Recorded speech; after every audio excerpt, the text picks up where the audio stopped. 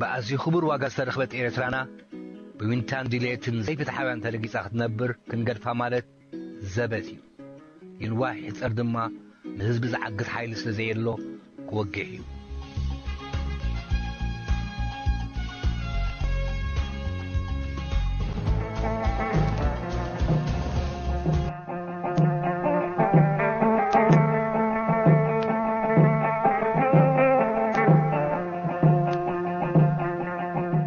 معرف عسر تقلتي مجمارو ودو بوليتيكاو قبرش برا شفتنا تاب إيرترا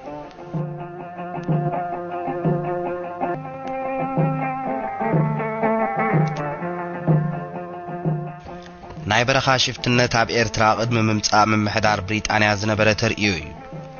شعوز تجمرا يكونن عبتو صنوع حقن سرعات النجيسو نيرو زبهالو اللقوان مقزاتي إيطالياون انتخونه بزتفلالي ولك مخنياتات زشفوت زيغاتات نيروميم بفلا يم جمار جزئات إيطاليا مو كابعال دقيات حد جنبس دقياتا بران زمات ودقو كودنات حسكاز سعب حيالو زيغاتات انصار قوزصر طاليان يشفوت خمزنو بورو بسفيحو يزنتو النات تحزو امنا خراز طفو تقاومت ازيوم بزحاتيوم دحار حيل إيطاليا بإيرترا مسدلدلن تخونون زقوارصلو اوان نيرو نمبالايد فرن نابنت تقواتهم تصنيحهم عمود 4 كاب قند شفاتو إثيوبيا بمخوان اب إيرترا زنقساقسو في تورار حاغوستم نو اب 1910 مسندا كشاني اب علابر عد سلازتباسو بناي ولقوم قيم مشفوتيوم كساب اوان عدي زركبو بزيكاتي انصار مغزاتي إيطاليا استلعلنا فلما شفتنت بعال دغياتا براغن مبزحتو تدحار زمص تنصره بوليتيكاو علاماني روك بهالاي كالن حنا ناي استقتل ولادي حاوي مقرب حدا نبور مخنيات مشفتي نيرو زمتا غبت نبرتن كالوتن برخا يسفر نيريو ጭቆናን አመጽን መሳፍንትና ማሐደርትን መሪርዎም በአንጻርነት ዘለዓሉን ውህዳት አይነበሩን መብዛህቱ ጊዜ ግን ትመንቀሊ ካቡልቃዊ ወይ ካለ ጸቢብ ረብሓ ዝሐልፍ አይነበረን ናሃገር ተባሂሉ ዝግበሩን አይነበረን በዚል ካበት ግን ምሽፋት ማለት ካብ ሕግን ቀይድን ሙጻ ስለዝነበረ ምስ መንግስት ምባአስን መስሐለው ጸጥታ መንግስቲ ምትህድዳድን ዘስዕብ ስለዝነበረ ንጹር ዝኾነ ፖለቲካው መበገሲ አይምቦረምበር ንፖለቲካ ተሃገር ክጾሉን ብኡ ክጽሎን ግድነት ነበረ እዚ ተኽሎዚ ኣብ ኤርትራ ብዝሰፍሐን ዝተወደበን መልክዑ ዝተራየገን ኣብ እዋን መምሕዳር ብሪጣንያ ብፍላይ ድማ ካብ 1947 ኣብ ዝጀመረ ጊዜ እዩ ብ1950 ናይ መምሕዳር ብሪጣንያ ወታደራዊ መኮነን ደራስን ዝነበረ ጂኬኤን ትራቫስኪስ بزعبا قداي شفتنت اب إيرترانا فتاتحان حدا سفح زبالة صحف أقربي أبزاد صحفت زيئات ترافاسكيس شفتنت اب إيرترا حدش ترئيو زي مخانو دحر مقلات متسعرت إيطاليا بشحن 1940 حدن بزوح برات اب إيد والكسبات سلسترفي اب تسعب عامتات أزيونا يمسفحفح أدل كم درقبي يرد ازقن نسلا شفتنت إلكا برقا يوتساني رمالت هيكولن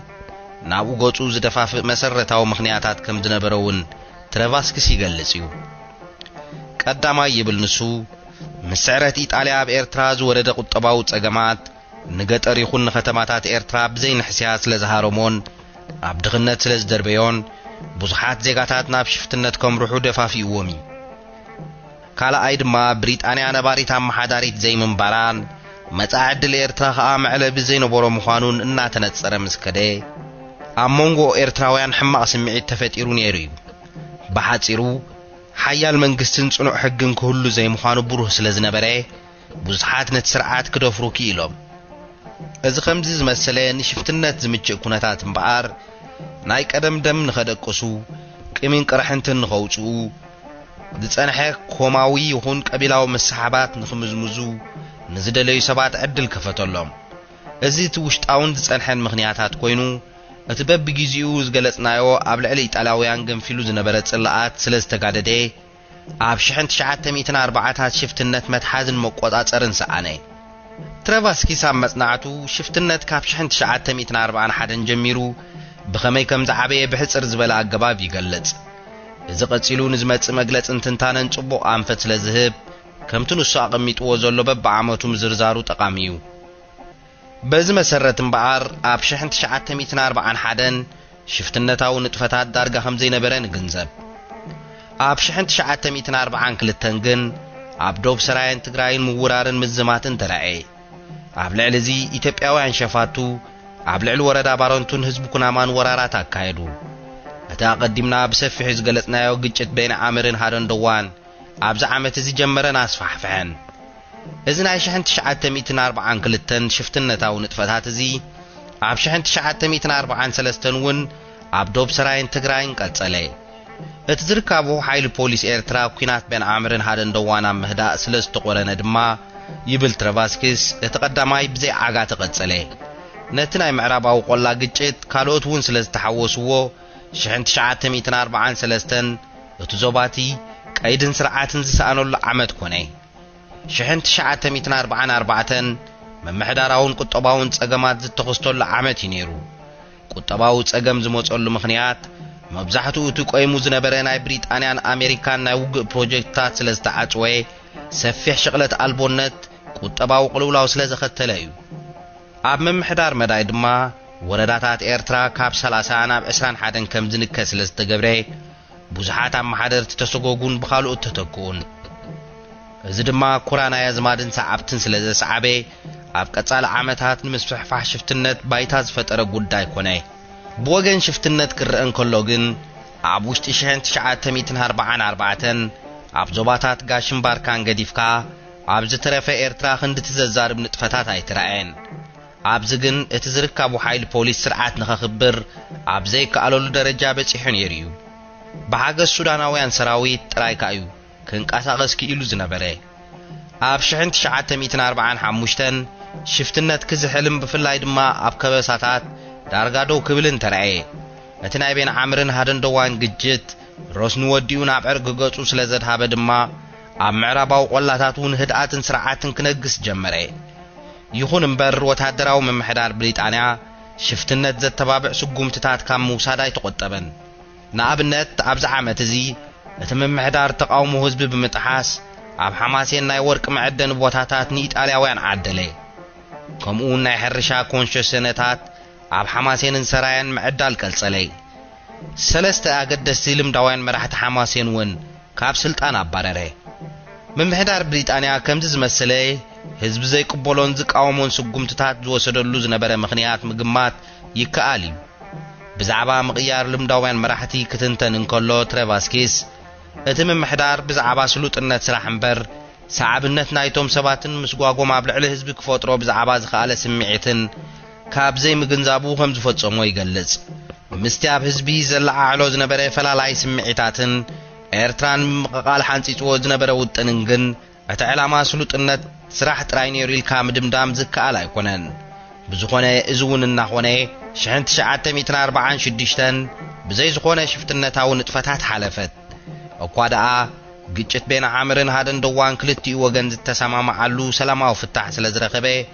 ኣብታ ዓመት እቲኣ እቲ መምሕዳር ባዕሉ ሽፍትነት ሃሲሱ ዝብል መደምደምታ ዝሃበላ ነበረት እዚ መደምደምታ እዚ ቅቡል ዝኸውን ግን ንሽፍትነታዊ ንጥፈታትን ተግባራት ሸፋቱን ካብቲ ፈጢርዎ ጸንሐን ኣብ ዝመጽእ እውን ዓንጋሊኡ ኮይኑ ከም ዝዕምር ዝገበሮን ኢድ መምሕዳር ብሪጣንያ ዘይተነፈጎ ፖለቲካውን ቁጠባውን ኩነታት ሃገር ነጽልካ ምስትሪኦ እዩ ምኽንያቱ መምሕዳር ብሪጣንያ ሽፍትነት ሃሲሱ ይብለሉ ኣብ ዝነበረ 1946 ከይተረፈ ተቃውሞ ዜጋታት መመሊሱና መረረን እናተረረን እንከሎ ኣብ ሓማሴን ናይ ሕርሻ ኮንሽሰነታት ነጠላይን ምዕዳል ዝቕጽለሉ ዝነበረ እዩ ኣብ ቱራጃ ጸረ ጣልያን ዝኾነ ስምዒት ጥርዝ ዘብጽሑውን እዚ ተግባር እዚ ምንባሩ ይግለጽ ብተወሳኺ ኣብዚ ዓመት እዚ እቲ መምሕዳር ክልተ ነባራት ምስለነታት ሓማሴን ኣባረረ እዚኣቶም ደጊያት ኣስረሰይ በራኺ ናይ ሎጎን ከበሳን ጭዋን ደጊያት ሃይለ መለኮት ወልደ ሚካኤል ከዓ ናይ ሚና በዘርኣይ ስለ ዝነበሩ ምስጋጎም ንስድራ ቤትን ሰዓብትን እንዳራእስ በራኽን ራስ ወልደ ሚካኤልን ስለ ዘቀየመ ንዝመጽእ ጸገማት ኣፍ ደገ ኸፊቱ ነበረ ከምዚ ዝከር ኢጣልያውያን ገዛእቲ ንዝበዝሑ ልምዳውያን መራሕቲ ኣብ ቦቦቶኦም ኣጽኒሖም እቲ ህዝቢ ብዝጸንሐ ሕጋጋቱን ኣገባቡን ንኽመሓደር ገዲፎሞ ነይሮም እዮም እቲ ኢጣልያ ብላዕሊ ዘቐመጦ መንግስትን ስርዓተ መምሕዳርን እምበኣር ኣብትን መንግስቲ ዝተሓዘ ከም ምእካብ ግብሪ معسكر زيغاتات ቁጥጽር ዕዳጋ መኽባር መሰላት ኢጣሊያውያን ዝመሰለ ጉዳያት እምበር ኣብ ዕለታዊ መነባብሮን ጉዳያትን ህዝቢ ብቀጥታ ኢዱ ዘእቱ ይነበረን በዚ ምኽንያት እዚ ኣብ ከበሳታት ይኹን ኣመታሕት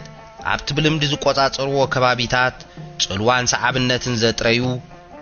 ልምዳውያን መራሕቲ ነይሮም እዮም ዛጊት ካብ ዝገለጽናዮም እኳ እንዳራእስ በራኽን ራእስ ወልደ ሚካኤልን ኣብ ሐማሴን እንዳራእስ ኺዳነ ማርያም ኣብ ዓረዛ እንዳራእስ ተሰማ ኣብ ኣከሎ ጉዛይ እንዳናስር ፓሻን ዓሊ በይን ኣብ ኣከሎ ጉዛይ እንዳኸንቲባ ህዳድ ፓሻ ኣብ ሳሕል እንዳደግለል ኣብ ባርካ ይርከብዎም ኣቀዲምና ምምሕዳር ብሪጣንያ ስልጣን ሽማግለ ኣፍሪሱ ናብ መራሕቲ ቀቢላታት ትግረ ከም መሓላልፎም ዝወጠነን ከተግብሮውን ከም ዝጀመረን እዚ ብወገኑ ቅርሕንቲ መራሕቲ ሽማግለ ለዓኢሉስ በዓል ከንቲማይ ዑስማን ህዳድን ደግለል ጀላኒ ጸግዕናይ ማሕበር ሕብረት ከም ዝሓዙ ኢና ነርና እቲ ናይ ከበሳ ለውጥታቱን ተማሳሳለ ሰዓብን ስለ ዝኸተለ ነተቃውሞኦም ብሽፍትነት ዝገለጹ ሰዓብቲ ናይ ዝተሰጎጉ መራሕቲ ንኽጥጥዑ መገዲ ረሓወ እዚኣቶም ብዓይነቶም ፍልይ ዝበሉን ጸኒሖም ኣብ ፖለቲካዊ ህይወት መጻኢ ዕድል ህዝቢ ኤርትራን ተራዝ ተጻወቱን ስለ ዝነበሩ ጥልቂልካ ምርኣዮም የድሊ ምስጓጉ ልምዳውያን መራሕቲ ካብ ስልጣን ኣቦታቶም ኣብቶም ኣቀዲምና ዝጠቀስናዮም ሰባት ጥራይ ዝተሓጽረ ይነበረን ንኣብነት ኣብ ዓንሰባውን ተማሳሳለ ስጉምቲ ተወሲዱ ስለ ዝነበረ ጠንቂ ምሽፋት ብዙሓት ደቂ ዓንሰባ ናብ ጭፍራታት ሓጎስቶም ነዎን ገብረ ተስፋ ጽዮንን ኮይኑ ዝብሉ ኣለዉ ሓጎስቶም ነዎ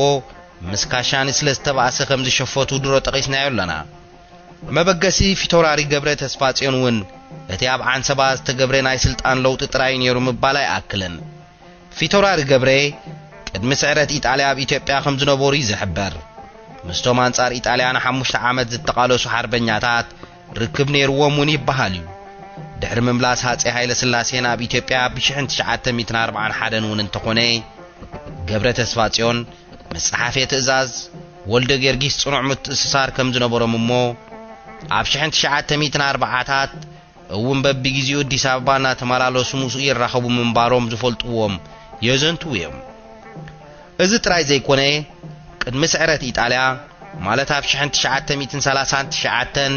ክሳብ 41 ናብ ዝነበረ እዋን ብላታን ጌታን ሎሬንዞ ተኣዛዝ ካብ ስደት ብወገን ሱዳን ሓርበኛታት ኢትዮጵያ ይራኸቡ ኣብ ዝነበሩሉ ግዜ ምስ ከም ኮሎኔል ገብረ ቃልን ፊቶራሪ ገብረ ተስፋ ጽዮንን ዝኣመሰሉ ኤርትራውያን እውን ከም ዝተራኸቡ ይፍለጥ እዩ ስለዚ እዞም መራሒ ሽፍታ እዚኦም ብመሰረቱ ኤርትራ ዝኣተው ናይ ኢትዮጵያ ሽፍትነታዊ ተግባራት ንምጅማር ከይኮነ ይተርፍን ዝብል ጥርጣር ኣሎ ምስ ሓጎስቶም ነዎ ናይ ቀረባት ሓባበርነት ስለ ዝነበሮም ግን ምናልባት በቲ ኣብ ዓንሰባ ዝተገብረ ናይ ምስለነነት ለውጢ ተጸልዮሙን ክኾኑ ይኽእሉ ምኽንያት መሸፈቲኦም ግን ንሱ ጥራይ ኣይነበረን ኣብ ከባቢኦም ብዝተገብረ ናይ ስልጣን ለውጢ ንምቅዋም ወይ ካብኡ ብዝተበገሰ ውልቃው ረብሖኦም ስለ ዝተተንከፎም ናብ ሽፍትነት ዘምርሑ ግን ነይሮም እዮም ካብዚኦም እቶም ብቀዳምነት ዝስርዑ ፊቶራሪ ኣስረሰይ እምባዬ ክኾኑ እንከለዉ ምኽንያት መሸፈቲኦም ኣኮኦም ዝብጽሕዎም ደጃዝማች መንገሻ ብ1947 ምስ ሞቱ ስልጣኖም ናብ 3 ወረዳታት ተመቃቂሉ ንሰለስተ ካብቲ ቤተሰብ ወጻእ ዝኾኑ ሰባት ስለ ዝተመቕለ ነበረ ከም ተኸስተ ሃይለን ደበሳይ ድራርን ዝተባህሉ ናይቲ እዋን ዕሉላት ሸፋቱውን ኣብ ዓዶም ተመሳሳሊ ኩነታት ስለ ዘጋጠሞም በረኻ ከም ዝወጹ ዝተፈላለዩ ምንጭታት ይሕብሩ ኣብ ኣወጻጽኦም ቁሩብ ፍልይ ዝበሉ ብደቂ ሞሳድ ዝፍለጡ ዝነበሩ 4 ኣሕዋት እዮም ታሪኾም ብዙሕ ዝተነግረሉን ዝተጻሕፈሉን እኳ እንተኾነ ንባህርን ኩነታትን እቲ ግዜ ጽቡቕ መግለጺ ስለ ዝኸውን ኣብዚ ግዜ ምድጋሙ ኣይጽላእን ኣብ 1920ታት መንግስቲ ኢጣልያ ምስለነነት መረታ ሰበነ ካብ ግራዝማች ሚዕተልካ ግዲፉ ንደጊያት ኪዳነ ህብታይ ሃበይ እነዚህ ዝተቃወሙ ሓያለ ደቅት ወረዳ ኸኣ ብመንግስቲ ተታሒዞም ናኹራ ከም ዝሕየሩ ተገብረ ሓደ ካብዚኣቶም ማለት ሞሳዝ ግፍታው ኣብኡ ስለ ዝሞተ ኣብ እንዳ ሞሳዝ ግን እንዳ ደጊያት ኪዳነ እንደም ተተኽለ 4 ደቂ ሞሳዝ ግን በኣርሒ ነቦኦም ንምፍዳዮም በረኻ ዝወጹ ክሳብ 1947 ኣብ ዝነበረ ግዜ እምበኣር ቀንዲ መሸፈቲ ናይቶም ኣብ ምውዳእ 1940ታት ንመላእ ኤርትራ ራዕድን ሽበራን ዝዘርኡላ መራሕቲ ሸፋቱ ውልቃዊ ወይ ቤተሰባዊ ምኽንያት እዩ ዝነበረ ከምዚ ዝተባህለ ምናልባት ዕላማ ገብረ ተስፋጽዮን ይቁሩብ ናይ ኢትዮጵያ አንፈት ዝነበሮ ዝመስል እምበር አንጻር እቲ ገለ ተረኽቲ ዝብልዎ እቶም ዝተረፉ ድሌትን ፍቕርን ኢትዮጵያ ሓዲርዎምን ንዓዓ ደልዮምን ኣይኮኑን ናብ ሽፍትነት ዘምርሑ እቲ ናብ ኢትዮጵያ ገጽካ ምስላል ጸኒሑ ማለት እውን ኣብ ከባቢቲ ኣሙውዳ 1947 ናይ 4 ሓያላት መንግስታት መርማሪት ኮሚሽን ዝመጸትሉ ይክረአ ዝጀመረ ማሕበር አንድነትን ግብረ ሽበራን ከም መሳርሒ ፖለቲካ ኢትዮጵያ ከም ኣብ ገጠራት ኤርትራ ኣብ ከተማታት እውን ክሳብ 1947 ኣብ ዝነበረ ግዜ ብደገፍቲ ሕብረት ሓሊፉ ተግባራት ግብረ ሽበራ እኳ እንተተፈጸመ መብዛሕትኡ ካብ ሓድሕዱ ዝተነጻጸለ ስለ ዝነበረ ብዝተወጠነ ኣገባብ ይካየድ ነይሩ ንምባል የጸግም ዳርጋ ብምሉእ እዚ በቲ ብስም ማሕበር አንድነት ኤርትራን ኢትዮጵያን ዝስመ ማሕበር መንእሰያት ሕብረት ይካየድ ስለ ዝነበረ ግን ኣቐዲምካ ብዛዕባ መሰራርታን ዕላማን እዚ ማሕበር እዚ ሕጽር ዝበለ መብርህ መሃብ የድሊ ማሕበር አንድነት ኣዝዩ ምስጢራዊ ብፍላይ ንቅትለትን ግብረ ሽበራን ዝተመደበ ፍሉይ ኣሃዱ ዝነበሮ ንኣባላት ብማሕላን ራዕድን ዝሕስ ስለ ዝነበረ ሎሚ ድሕሪ ፍርቂ ዘመን እውን እንተኾነ ብዛዕባ መሰራርቱ ይኹን ንጥፈታቱ ዘየካትዕን ዘየጠራጥርን ሓበሬታ ምርካብ ኣዝዩ ኣሸጋሪ እዩ ዝበዝሑ ካብዚኣቶም ኣብዚ እዋን ብህይወት ዝርከቡ ዝነጠፉ ኣባላቱ ኣጊድካ ምዝራብ ማሕላ ምጥሓስ ስለ ዝመስሎም ወይ ባዕሎም ዝፈጸምዎሞ ከየሕትቶም ዝፈርሕዎም ተግባራት ስለ ዝህሉ ወይ ድማ ብጾቶም ንዝነበሩ ህልዋት ይኹኑ ምውታት ኣሕሊፍካ መሃብ ኮይኑ ስለ ዝስምዖም ጎኒ ጎኒ ጥራይ ክዛረቡ ይመርጹ እቶም ኣጊዶም ዝዛረቡ ድማ መንነቶም ክንገረሎም ስለ ዘይመርጹ ብዛዕባ እዚ ማሕበር እዚ ክንዛረብ እንከለና ነዚ ጸገም እዚ ኣብ ግምት እናእተና ኢና ቅድሚ ሕጂ ዘይፍለጥ ዝነበረ ብዙሕ ሓቅታት እኳ ካብዛ ስዒብና ክንዝርዝር እንተኾና ኣብ ብዙሕ ቦታታት ምንጭ ናይቲ ሓበሬታ ክንዕቅብ ክንግደድ ኢና ማሕበር አንድነት ኤርትራ ምስ ኢትዮጵያ ብ9 መስከረም 1945 ኣብ እግሪ ሓዝሓዝ ማለት ኣብ ማይ ኣንበሳ ካብ 10 ብዘይበዝሑ ደቀ ባሻውል ዝዕብልልዎ መንእሰያት ቆመ ቀንዲ መስራቲ አንድነት ሃይለ አብርሃ ዝተባህሉ ከም ቀዳማይ ፕሬዝደንት ኮይኖም ዘገልግሉ ዜጋ ነበሩ ካብቶም ምስኦም ነይሮም ዝበሃሉ ሃብቶም ኣርኣያን ተወልደ ፍስሃን ይጥቀሱ ዕላማ ናይቲ ማሕበር ሕብረት ምስ ኢትዮጵያ እኳ እንተነበረ ኣብ ኣገባብ ኣማጻጽኣት ሕብረት ምስቶም ዓበይቲ ተባሂሎም ዝስመዩ ዝነበሩ ማሕበር ሕብረት ፍልሊ ነይሩ ዝብሉ ኣለዉ ስሞም ባዕሉ ከም ዝሕብሮ ማሕበር ሕብረት ኤርትራ ምስ ኢትዮጵያ ሓንቲ ኢትዮጵያ ክብሉ እንከለዉ አንድነት ግን አንድነት ኤርትራን ኢትዮጵያን እዮም ዝብሉ ዝነበሩ ባትረጋጉማ በዓል ሃይለ ብርሃን በዓር ማሕበር ሕብረት ኤርትራ ምስ ኢትዮጵያ ምባል ክልተ ዝተፈላለያ ኣካላት ዝሓብራ ከም ዝነበራ ዝክስምዕ እንከሎ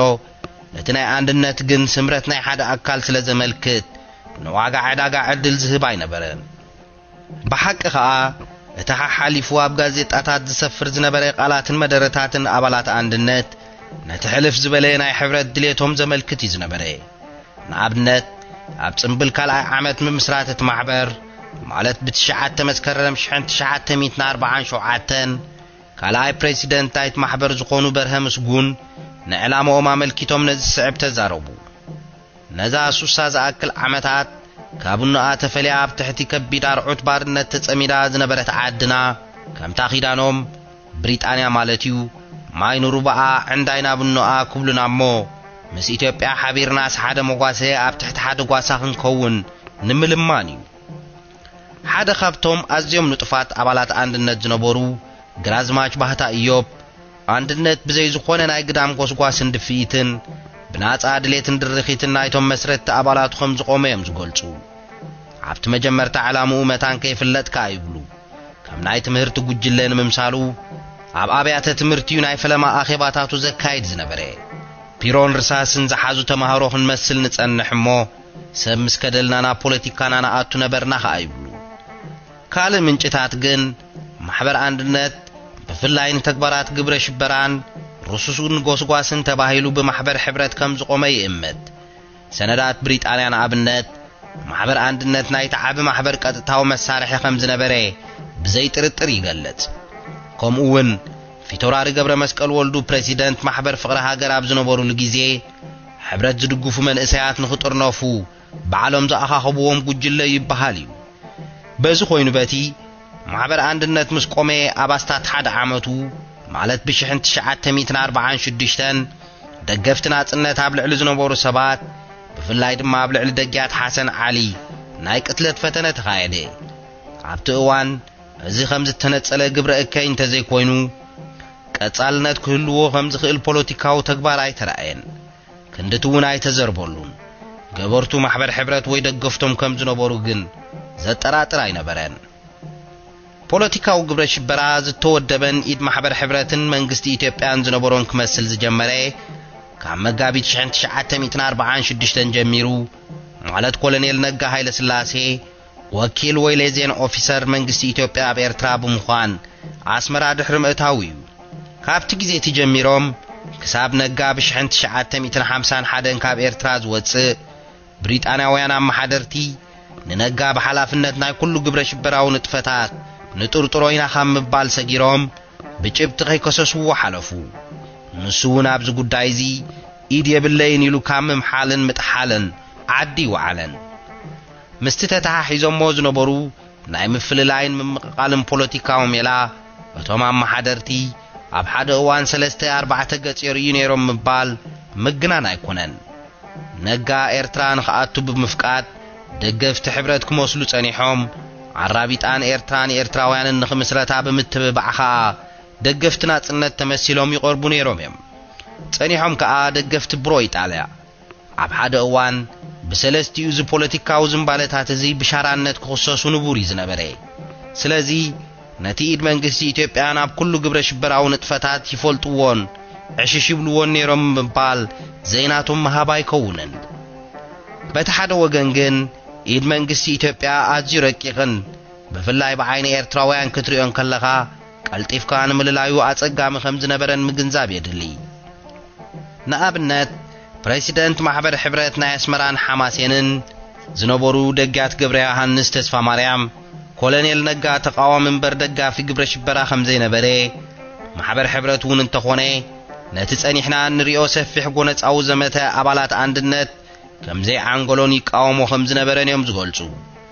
ንሶም ከም ዝብልዎ ኣባላት ሕብረት ፈለማ ምስቶም ድሮ በብምኽንያቶም ኣብ በረኻ ሰፊሮም ዝነበሩ ሸፋቱ ርክብን ናይ ስራሕ ዝምድናን ዝጀመሩ ማሕበር ፕሮ ኢጣልያ ብ1947 ምስ ቆመሞ ንኣባላቱ ንኸሰናብድዎም ስለ ዝደለዩ ምስ ንባድ ማለት ግን ይብሉ ገብረ ዮሃንስ مقتال ወይ ንብረት ምዝራፍ ዘይኮነስ ኣፈራሪሕካ ብውሕዱ ካብ ጸግዒ ጣልያን ምርሓቆም እንተ ተኻኢሉ ድማ ናብ ሕብረት ምስሓቦም ይዝነበረ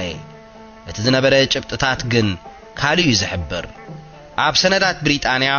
ስም ኮሎኔል ነጋ ንመጀመርታ ምስ ግብረ ሽበራ ተኣሳሲሩን ረኽቦ ኣብ ወርሒ ሕዳር 1947 እዩ ኣብ ዝሓለፈ ምዕራፍ ብሓምለ 1947 ኣብ ልዕሊ ህይወት ኣቶ ወልደ ኣብ ናይ ቅትለት ፈተነ ኣካይድኩም ዝተባህሉ ሰለስተ ሰባት ኣብ ፍርዲ ቀሪቦም ከም ዝተበየነሎም ርኢና ነርና እቲ ጉዳይ ይስማዓሉ ኣብ ዝነበረ ግዜ ጸሓፊ ኮሎኔል ነጋ ኮይኑ ኣስመራ ዝመጸ ኣቶ ተኮላ ገብረ መድህን ኣብ ልዕሊ ተቃውምቲ ወገናት ናይ ኢድ ቦምባ ንኽድርበ ናይ ቃል ምትብባዕ ይገብር ነይሩ ዝብል ምስክርነትን ነዚ ዘረድእ ሰነድን ቀሪቡ ነበረ ቤት ፍርዲ ድማ ነዚ ጭብቲ እዚ ተቐቢሉ ነቲ ብመሰረት ምድፍፋእ ተኮላ ቦምባ ዝደርበየ ሰብ ናይ 12 ዓመት ናይ ማእሰርቲ ፍርዲ ሃበ ካብዚ ብምብጋስ ናይ ኤርትራ ብሪጣንያዊ መሓዳሪ ህላወ ተኮላ በኤርትራ ንጸጥታት ሃገር ሓደገኛ ስለ ዝኾነ ናብ ኤርትራ ናይ ምእታው መሰሉ ክገፎ ከም ዝተዳለወ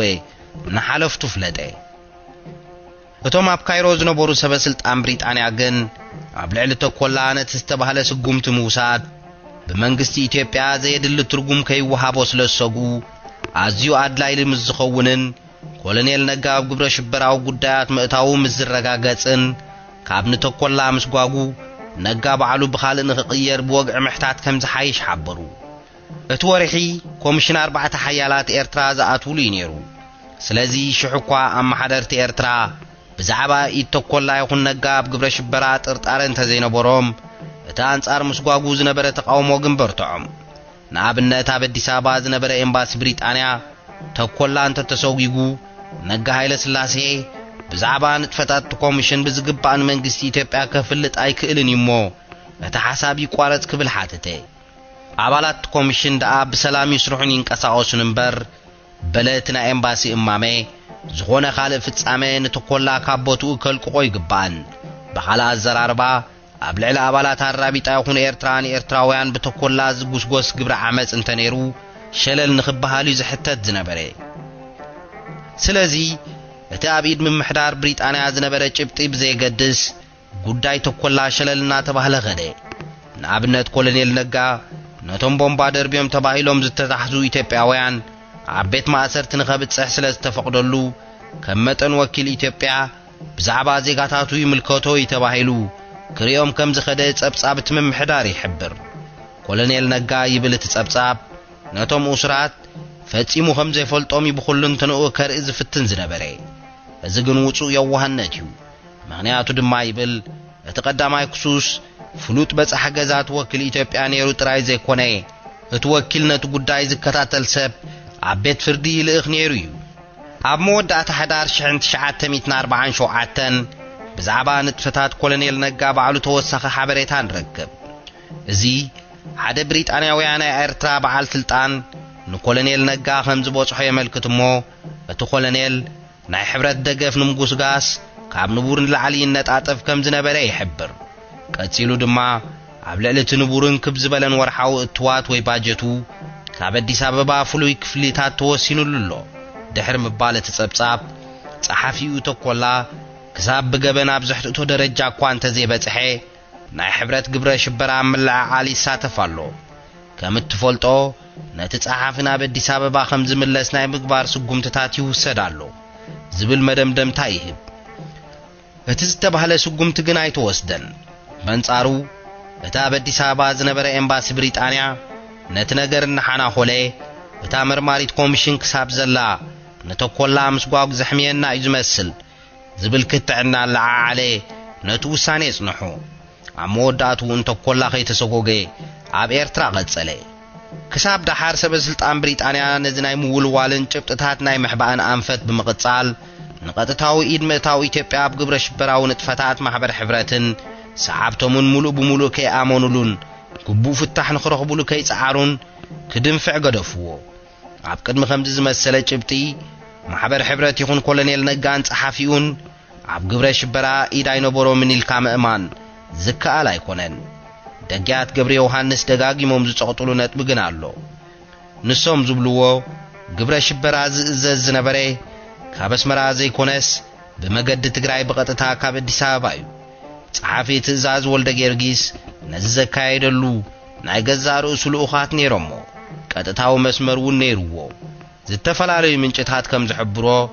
እዚ ቀጥታዊ መስመር ናይ ጸሓፊ ትእዛዝ ወልደ ጊዮርጊስ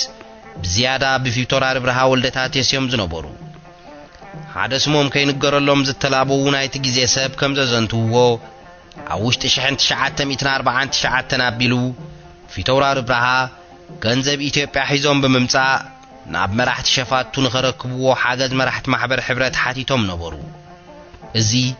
ኣብቲ ዝካየድ ዝነበረ ግብረ ሽበራ ቀጥታዊ ኢድ ምእታው ስለ ዝነበረ ክትሓባበር ድሉ ዝኾነ መራሒ ሕብረት ኣይረኸቡን ነቲ ተልእኾኦም ብኻልእ መገዲ ማለት ብመገዲ ትግራይ ክፍጽምዎ ድማ ተገደሉ ነዚ ጸኒሕና ማለት ብዛዕባ መቕተል ትግራይ ዝማች ዓብደልቃድር ከቢሬ ኣብ እንዛረበሉ ክፋል ስፍሕ ብዝበለ መገዲ ክንምልከቶ ኢና